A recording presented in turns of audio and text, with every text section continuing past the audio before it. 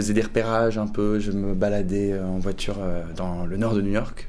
Et en fait, j'étais sur la route et puis j'ai vu une sorte d'appel d'air, machin, et puis je me retourne et je me fais dépasser pas par un camion, mais par une maison géante. Et du coup, j'ai été complètement interloqué par cette image. Et à partir de cette image, j'ai commencé à développer un court-métrage qui posait la question, enfin la question que posait cette image du mobil-home, de cette contradiction entre quelque chose de complètement enraciné qu'on associe à une maison et à un foyer, et à la mobilité et à la liberté qu'offre justement le fait qu'on puisse la déplacer. Et je trouvais qu'il y avait une contradiction là-dedans que je trouvais intéressante. Et ensuite, j'ai développé un personnage qui était justement enchaîné à un mode de vie, mais qui cherchait à s'en détacher. Et du coup, il partait se réfugier dans cette maison, qui finalement finissait par les libérer. Après le court-métrage, je me suis dit, je suis pas allé assez loin, j'ai pas eu assez de temps, etc. Et là, on allait tourner dans la plus vieille usine, la plus grande usine de mobil-home du Canada. Elle en construit un, elle s'échappe dans un mobil-home, il se réveille. Enfin, il y a tout un tas de choses autour du mobil-home et de l'image et de la métaphore du mobil-home. Et voilà, que j'avais envie de développer.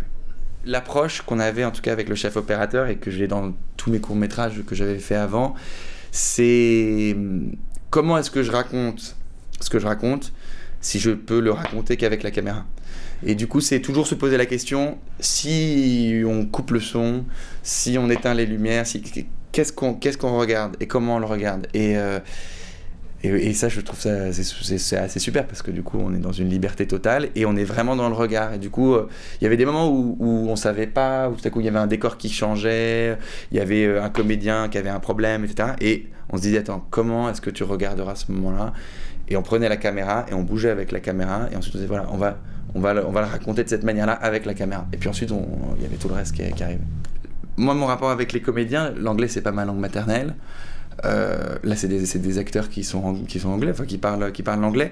Et du coup, moi, je leur laisse la possibilité de s'approprier les dialogues, etc. Et c'est un peu pareil, généralement, dans le blocking et quand je découpe avec mon chef opérateur, etc. J'arrive, j'ai un cadre, j'ai un début de scène, une fin de scène et un début de la scène d'après. Et ensuite, je les laisse, et moi, je veux qu'on les suive, etc. Et tout ça est ponctué d'une idée de cadre ou d'une idée de transition. Et du coup, c'est pour ça qu'on est à la fois très proche d'eux. De temps en temps, il y a on est très libre. Et puis, par moments, on coupe et on est vraiment...